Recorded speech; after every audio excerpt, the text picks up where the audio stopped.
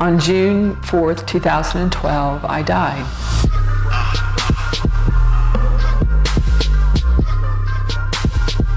At that moment, I had a live baby. Hey guys, it's definitely starting to pick up the energy around here.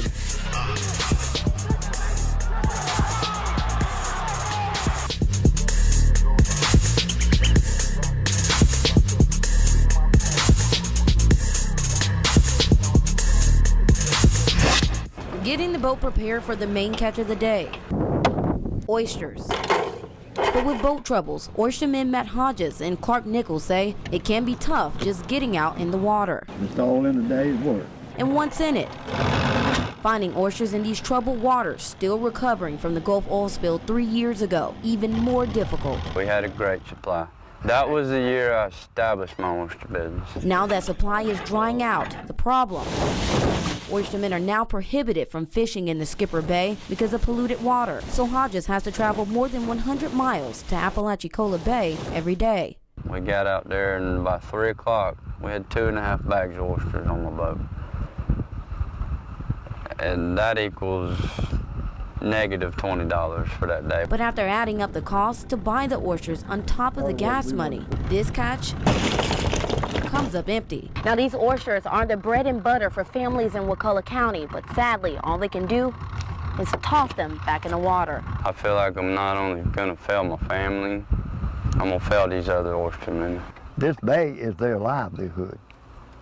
And if they don't work in this bay, they can't go different places and look for jobs because there are no jobs. Nichols and Hodges say the solution? What we ask now is to get help where we can move these oysters out of closed waters and put them where they can be harvested within 30 days at the most. Wakulla County commissioners say they're behind these oystermen 100% and are hoping BP funding will be released soon to help the hundreds of families. We have been forgotten. Now struggling. Putting my neck, my family on the line in hopes that somebody's gonna come down here and bail us out. Just trying to stay afloat. Brittany Jones, WTXL, ABC 27, dedicated to you. Maybe something's wrong here. She was so healthy. It was a shock. She's one of my best friends. On June 4th, 2012, I died. That's the day Lisa Cox suffered from cardiac arrest during a regular evening job. Beautiful day. Lucky for her, her friend was nearby. My friend doing CPR saved my life. I wouldn't have survived if she hadn't done that. They immediately rushed Cox to the hospital. Doctors told her that low potassium levels and blocked arteries had stopped her heart, and her family was shocked. A lot of people with heart complications may have, maybe overweight or, unhealthy, and she's none of that. I am a triathlete. She had been a runner for nearly 30 years and said her great health made her blind to the possibility of having heart issues.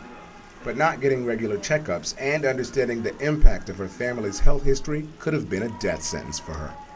And my father's had a quadruple bypass, but he was heavy most of his life, so it was easy to not pay attention to those things given that I was doing all the other things right, but that was probably a big mistake.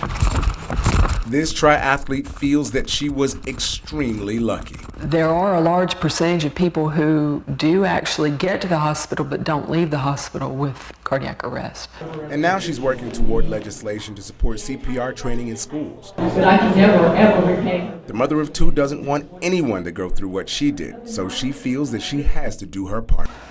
Thankfully, we, should all learn CPR so that we're prepared if somebody does need us to help their heart beat until someone can get there to help them. With a second chance at life, Cox says that no trophy Those are all of my awards. or medal is more important than being in the life of her kids.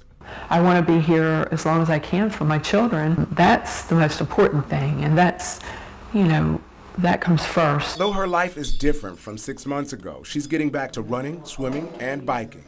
She says that now she sees life with more optimism and humor. Well, I had a friend tell me, they said, when you get stressed out, you just have to remember, there's not much more anybody can do to you. You've already died once, so there's not much more someone can do to you. It's an early morning at Alligator Point. That's all in that Well, between those two boxes. Greg Matthews, Chris Officer, and their four-legged friend her name's Chewy. are already soaking up the early morning sun. But there's no umbrellas, no beach towels, just their walking shoes and this device. They call us trekkers. This is the trekker. Greg and Chris are among two-person teams hired by Google and Visit Florida to map out more than 800 miles of Florida's beaches. And they do that by wearing this 40-pound backpack. It's got a 15 camera snapping photos every 2.5 seconds. Eventually, just like Google Maps Street View feature, you'll be able to virtually walk on a Florida beach from anywhere in the world.